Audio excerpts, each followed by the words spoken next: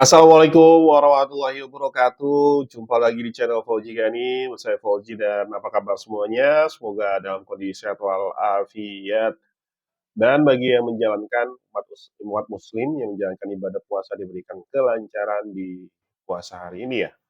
Eh tentu lagi-lagi ya konten-konten dari Gubernur Jawa Barat Deddy Mulyadi selalu menggemparkan publik. Terakhir beberapa hari yang lalu, beliau melakukan kunjungan kerja ke daerah Babelan, Kabupaten Bekasi, untuk meninjau proses revitalisasi, pengerukan, dan pelebaran sungai Kali Babelan, Kali Bekasi kalau nggak salah. Nah, yang jadi persoalan adalah ternyata PUPR dan dinas-dinas terkait yang melakukan proses tersebut itu mengalami hambatan. Hambatan yang paling banyak adalah ternyata di bantaran sungai banyak sekali bangunan-bangunan liar. Dan itu sangat sulit untuk direlokasi karena ada sebagian juga yang sudah memiliki sertifikat. Nah, ini yang menggemparkan publik, kenapa bantaran sungai ternyata memiliki sertifikat. Siapa yang mengeluarkan? Ini yang membuat Gubernur Jawa Barat Deddy Mulyadi itu merasa geram. Kita simak videonya ya berikut ini.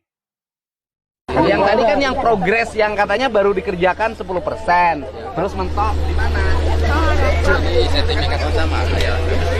Mana? Iya. Pak, kemarin siapa yang cerita dulu ada halangan? Di mana yang progresnya baru 10% tuh? Ya. Di mana progres yang baru 10% tuh? Kalau saya kan di sini nih 52%, Pak. Sini 52%. Karena- Hambatannya di mana? Jadi gini, Pak. Kita kan mau melebarkan sungai, Pak. Di sini kan 30-40. Hambatannya di mana? Makanya di sini, Pak, itu kan ada yang Apa hambatannya? rapet itu, Pak. Rapet kita kan yang udah kita kerjain. Oke. Sana. Nanti gini. Kemarin kan kita sudah putuskan dengan Menteri ATR BPN. Hari Rabu kita akan rapat dengan Dirjen Sumber Daya Air ya. Dirjen Sumber Daya Air. Jadi nanti akan diputuskan oleh pemerintah pusat seluruh daerah aliran sungai dikembalikan menjadi fungsi sungai. Ya kan? Andai kata bersertifikat atau sudah ada bangunan, maka nanti kalau sertifikatnya di bawah 5 tahun maka akan dicabut. Kalau sertifikatnya lebih dari 5 tahun maka akan diberikan kerohiman kompensasi. Ya kan? Udah Bapak nggak usah khawatir lagi. Ini negara Pak, negara nggak boleh kalah sama orang. Kan kita ngapain? Saya gini-giniin ngapain? Mending tidur di rumah. Kan buat orang Bekasi. Ya kan? Ya kan? Nah, jadi jangan sampai pembangunan di Bekasi, normalisasi sungai di Bekasi dihambat oleh orang Bekasi. Orang Bekasi yang segelintir nggak boleh rugiin banyak orang. Saya tabrak siapapun, ya. Ini udah berapa alat sekarang turun? Sekarang udah ada 3, Pak. Masih 3. ada alur, Pak. Nanti hambatannya di mana? Gini, Pak. Ini Ah. kita posisi di sini, Oke. Pak. Posisi di sini, Pak, kita, Pak. Jadi sana sudah dibangun, di sini belum. Oke. Kurang lebih dari sini sampai sini sepanjang 101 meter. Ini belum bisa dibangun karena di mapping di BPN ini ternyata ada ini, Pak, status alas hak. Ya, udah Bapak jalan aja. Nggak usah takut, jalan aja. Kan nanti dikeluarin keputusan. Bumi, air, dan kekayaan alam yang terkandung di dalamnya dikuasai oleh negara dan digunakan sebesar-besarnya untuk kemakmuran rakyat, bukan untuk kesengsaraan rakyat. Udah. Itu Bapak Presiden yang ngomong gitu. Kalau sudah Presiden ngomong gitu, kita laksanain. Siapa yang mau ngelawan Presiden?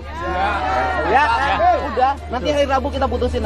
Bukan hari Rabu, Senin. Senin besok ya. Senin diputusin. Saya kemarin kan rapat dengan Menteri ATR, ya kan? Saya katakan, dalam pandangan saya, kalau bicara dari penjelasan Pak Prabowo tentang bagaimana negara mengambil alih sesuatu kepentingan umum, bisa nggak saya bilang bantaran sungai dikembalikan fungsinya bantaran sungai? Kata dia bisa. Bagaimana caranya? Nanti kita terbitkan peraturan. Nah, ini yang menjadi problem sebetulnya nggak hanya di Bekasi tapi di daerah-daerah lain di mana setiap bantaran sungai selalu digunakan untuk tempat pemukiman. Ya memang problemnya juga bahwa masih cukup banyak masyarakat Indonesia yang belum memiliki tempat tinggal.